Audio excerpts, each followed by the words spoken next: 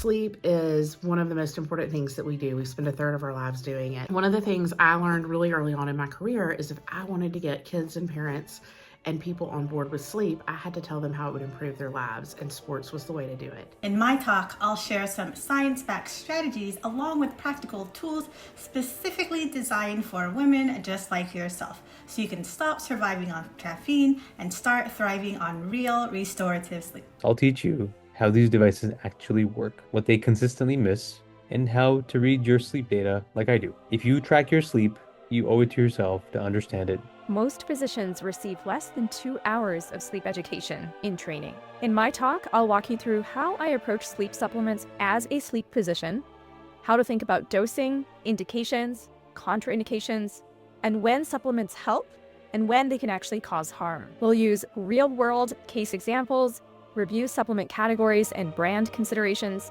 and we'll focus on practical tools that you can actually use in clinic, not just theory. In my talk, you'll come away from it with an understanding of basic fundamentals of your sleep, regulators of your sleep, the factors that impact your sleep, and last but not least, actions that you can start to take right away to maximize your sleep quality. In this talk, I will dispel these myths one by one and teach you what healthy sleep actually looks like, so that you can reclaim restful nights. I will be showing up to really explore the different kind of conditions I see in my practice, as well as treatment strategies. We're going to be talking anywhere from behavioral sleep issues to insomnia to sleep apnea, narcolepsy, you name it. So this is a session to not miss. In this session, I'll walk you through the red flag symptoms that confirm you need more than willpower and sleep hygiene tips.